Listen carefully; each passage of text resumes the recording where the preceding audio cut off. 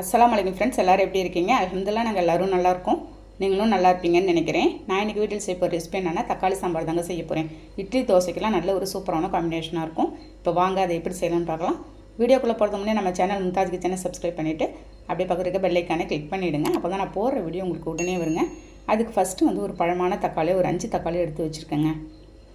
இந்த 5 தக்காளியில் ஒரு 3 தக்காளி எடுத்து ஃபஸ்ட்டு ஒரு மிக்ஸி ஜாரில் அரிஞ்சு போட்டு நான் வந்து அதை வந்து நல்லா அரைச்சி எடுத்துகிட்டு வந்துட போகிறேன். 3 தக்காளி மட்டும் நல்லா நம்ம பேஸ்ட் மாதிரி அரைச்சிக்கலாங்க. உள்ளே இருக்கிற அந்த வேர்கள் எல்லாத்தையும் நம்ம கட் பண்ணி எடுத்துடலாம். பாருங்கள், இதை நைஸ் பேஸ்ட்டாக நல்லா அரைச்சிட்டு வந்துங்க. பாருங்கள், இந்த மாதிரி அரைச்சிட்டு ஒரு பவுலில் ட்ரான்ஸ்ஃபர் பண்ணி வச்சிடுறேங்க. இது அப்படியே இருக்கட்டும். அதுக்குள்ளே நமக்கு இதுக்கு தேவையான மசாலா பொடி வந்து நான் வந்து ரெடி பண்ண போகிறேன். அதுக்கு வந்து ஸ்டவ்வில் நான்ஸ்டிக் பேன் வச்சுருக்கேங்க. ஒரு 2 ஸ்பூன் கடலைப்பயிர் போட்டுக்கலாம். ஒரு ஸ்பூன் வெள்ளை உளுந்து சேர்த்துட்றேங்க. ஒரு 2 ஸ்பூன் நான் வந்து சாப்பாட்டு அரிசி, புழுங்கல் அரிசி தான் சேர்த்துட்ருக்கேன். 1 ஸ்பூன் கொத்தமல்லி, பச்சை கொத்தமல்லி சேர்த்துக்கலாம். 1 ஸ்பூன் சோம்பு சேர்த்துட்றேன். ஒரு 4 கிராம்பு, ஒரு பட்டை சேர்த்துட்றேங்க. காஞ்ச மிளகாய் வந்து ஒரு 6 போட்டிருக்கேங்க. உங்களுக்கு காரம் எந்த அளவுக்கு தேவையோ அதுக்கு தகுந்த மாதிரி நீங்கள் சேர்த்துக்கலாம். ஒரு லோ ஃப்ளேமில் வச்சு நல்லா வாசனை வர வரைக்கும் இது எல்லாத்தையுமே நான் வந்து வறுத்து எடுத்துகிட்டு வந்துடுறேன். நீங்கள் தனித்தனியாக கூட வறுக்கலாங்க. நான் எல்லாத்தையும் சேர்த்தே நான் வந்து வறுத்துருக்கேன். பாருங்கள், எல்லாத்தையும் ஆற வச்சுட்டு மிக்ஸி ஜாரில் போட்டு நல்லா பொடி பண்ணி நைஸ் பவுடரை நான் வந்து அரைச்சி எடுத்துகிட்டு வந்துட போகிறேங்க. நம்ம இந்த சாம்பாருக்கு வேறு எதுவுமே போட போகிறதில்ல. இந்த பொடி ஒன்று தாங்க போட போகிறோம். பாருங்கள், நல்லா நைஸ் பவுடராக நான் வந்து அரைச்சி எடுத்துகிட்டு வந்துட்டு இந்த மாதிரி நீங்கள் அரைச்சி எடுத்துகிட்டு வந்துடுங்க. சூப்பராக இருக்குங்க இந்த சாம்பார். ஒரு ஹோட்டல் ஸ்டைலில் அந்த அளவுக்கு சுவையான டேஸ்ட்டில் இருக்கும். நெக்ஸ்ட்டு ஸ்டவ்வில் நான் அதே நான்ஸ்டிக் பேன் வச்சு ஒரு 50 கிராம் கடலெண்ணெய் ஊற்றிருக்கேங்க. 1 ஸ்பூன் கடுகுளுத்த பருப்பு போட்டுட்டு ஒரு 1/2 ஸ்பூன் இருக்கும் வெந்தயம் சேர்த்துருக்கேன். அது எல்லாம் நல்லா வாசனை வர வரைக்கும் பொரிஞ்சு ஒரு கொத்து கருவேப்பிலை உருவி போட்டுடலாம். பாருங்கள், செம வாசனையாக இருக்கும் உங்களுக்கு தாளிக்கும் போதே. அது நல்லா பட்டு வாசனை வர வரைக்கும் வெந்தயம்லாம் நல்லா வறுத்து எடுத்துடணுங்க. நெக்ஸ்ட்டு வந்து எடுத்து வச்சுருந்து திரும்ப 3 தக்காளி நம்ம போட்டு அரைச்சிட்டோம். எடுத்து வச்சுருந்து ஒரு 2 தக்காளி மட்டும் நான் வந்து அரிஞ்சு போட்டிருக்கேன்.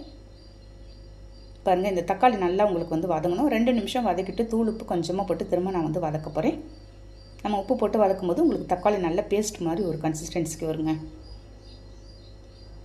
பாருங்கள், இந்த மாதிரி எல்லாத்தையும் நல்லா வதக்கிட்டுருக்கேன். கைவிடாத நல்லா லோ ஃப்ளேமில் வச்சு நீங்கள் இந்த மாதிரி வதக்கிட்டே இருங்க. அப்போ தான் உங்களுக்கு டேஸ்ட் அதிகமாக இருக்கும்.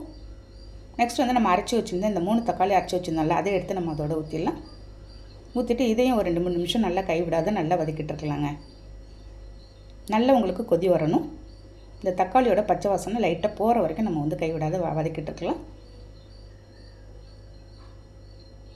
ஃபைனலாக வந்து நம்ம பொடி பண்ணி வச்சுருந்து தூளை எல்லாத்தையும் நான் ஃபைனலாக அதில் போட்டுட்டு எல்லாத்தையும் நல்லா மிக்ஸ் பண்ணி விட்டுடலாம்.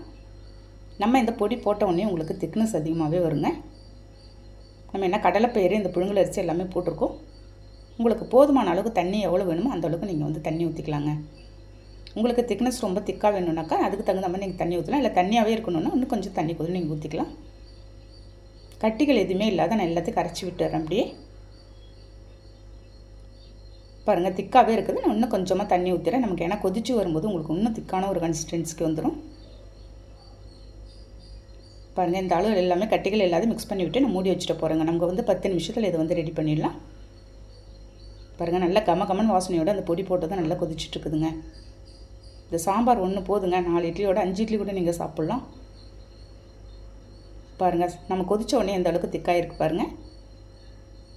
உங்களுக்கு எந்த அளவுக்கு திக்க வேணாலும் வச்சுக்கலாம். நீங்கள் இல்லாட்டி இன்னும் தண்ணியாக வேணாலும் நீங்கள் தண்ணி ஊற்றிக்கலாங்க. அவ்வளோதான், நான் வந்து மூடி வச்சுட்டு போகிறேன். ஃபைனலாக நான் வந்து மல்லியில் கொஞ்சமாக தூவிடுறேங்க. இதுக்கு சாஃப்டான ஒரு இட்லி இல்லாட்டி ஒரு கிறிஸ்பியான தோசை, நல்லா முறுமுறுன்னு ரோஸ்ட்டு தோசை சுட்டு சாப்பிட்டாக்கா அவ்வளோ ஒரு சூப்பரான டேஸ்ட்டில் இருக்கும். நான் இன்றைக்கி தோசை தான் சுட்டிருக்கேன். டேஸ்ட்டு எப்படி இருக்குன்னு பார்க்கலாம். பாருங்கள், அது அந்த சாம்பாரோடு தொட்டு சாப்பிடும்போது செம்ம சூப்பரான டேஸ்ட்டில் இருக்குது. ஓகே, நீங்கள் ட்ரை பண்ணி பார்த்துட்டு எனக்கு கண்டிப்பாக கமெண்ட் பண்ணுங்கள். இந்த வீடியோ பிடிச்சிருந்தால் லைக் பண்ணிவிட்டு ஷேர் பண்ணுங்கள். நெக்ஸ்ட் வீடியோவில் பார்க்கலாம்.